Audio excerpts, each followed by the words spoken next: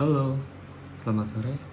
Saya Marin Muhammad Keningawe dengan NIM 2022-011013 dan kali ini saya akan menjelaskan mengenai mata kuliah tata kelola perusahaan dan manajemen risiko. Dan kali ini saya akan menjelaskan mengenai tugas kedua dari mata kuliah ini.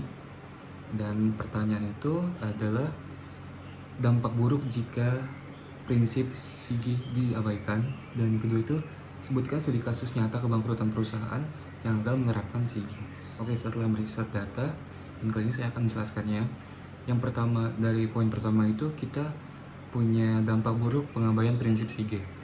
Yang poin pertama adalah kehilangan kepercayaan investor, yang artinya tanpa transparansi, akuntabilitas dan keadilan, investor akan kehilangan kepercayaan untuk menanamkan modalnya. Ini dapat menyebabkan penurunan nilai saham dan kesulitan dalam mendapatkan pendanaan. Jadi di sini kehilangan kepercayaan investor ini sangat krusial bagi sebuah perusahaan. Karena dimana kalau tidak ada investor, maka pendanaan juga akan menurun, dimana akan menjadi kebangkrutan juga, bisa menjadi faktor kebangkrutan untuk perusahaan itu.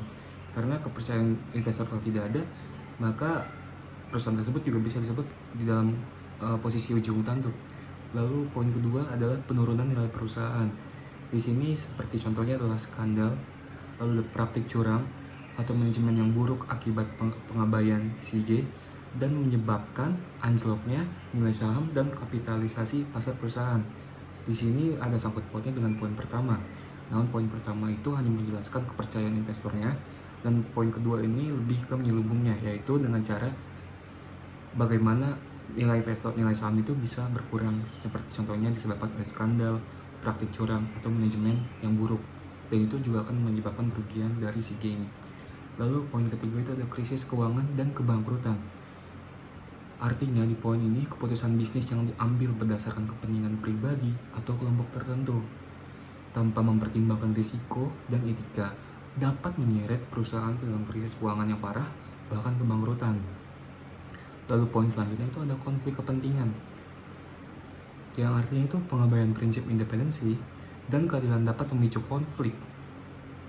Di sini konfliknya itu bisa antara manajemen, dewan direksi, dan pemegang saham yang menghambat pengambilan keputusan yang objektif. Jadi konflik ini bukan dari internal saja, bisa dari pihak eksternal juga, di mana dari konflik ini bisa menjadi hal dari kecil dan bisa menjadi sebuah masalah yang besar, dan ini bisa mengakibatkan chaos untuk perusahaan tersebut. Lalu selanjutnya ada pelanggaran hukum dan sanksi. Di sini artinya perusahaan yang mengabaikan SIGI berisiko melanggar peraturan dan hukum yang berlaku, yang dapat merujuk pada denda besar, tuntutan hukum, dan sanksi lainnya. Di sini juga bisa mendapat pidana tergantung hukuman dan sanksi yang berlaku dari perusahaan tersebut dan dari negara yang ditentukan. Oke, selanjutnya ada kerusakan reputasi. Kerusakan reputasi ini mencakup reputasi perusahaan yang telah dibangun bertahun-tahun dapat hancur dalam sekejap akibat kasus-kasus yang berkaitan dengan tata kelola yang buruk. Jika tata kelola yang buruk, seperti skandal dan manajemen yang menyelewengkan, semestinya ini juga bisa mengakibatkan kerusakan reputasi dari perusahaan tersebut dan akan berujung pada kolapsnya perusahaan. Nah, di sini kita akan beralih ke poin kedua dari nomor 2, yaitu studi kasus nyata kebangkrutan perusahaan yang gagal menerapkan SIGI. Yang pertama itu PT Asuransi Jiwasraya atau Persero. Kita sudah tahu kasus ini menjadi contoh nyata penyimpangan prinsip di SIGI, khususnya akuntabilitas, transparansi, dan tanggung jawab. Jiwasraya menggunakan dana nasabahnya untuk berinvestasi pada instrumen yang berisiko tinggi tanpa keterbukaan yang memadai sehingga gagal memenuhi klaimnya. Lalu yang kedua ada Toshiba. Toshiba ini perusahaan teknologi raksasa. Perusahaan ini mengalami kerugian finansial besar dan dilisting dari bursa saham Tokyo pada tahun 2023. Akibatnya itu praktik penggelembungan pendapatan, investasi, dan laba yang dilakukan. Nah, di sini selama bertahun-tahun ini kasus ini menyoroti kegagalan dalam prinsip transparansi dan akuntabilitas. Lalu yang ketiga itu adalah poin terakhir dari contoh nyatanya itu ada Investri.